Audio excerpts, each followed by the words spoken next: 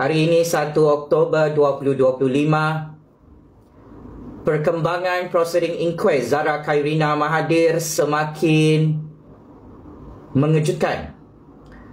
Ada saksi baru lagi yang mendedahkan bukti baru yang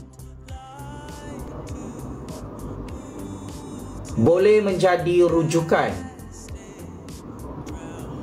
kepada pejuang-pejuang keadilan Zara Khairina Mahathir di seluruh negara. Justice for Zara. Pak arwah Zara pingsan dalam longkang. Ini juga saksi paling panas setakat ini ya. Dia adalah satu-satunya kanak-kanak yang berani mati mengaku depan hakim.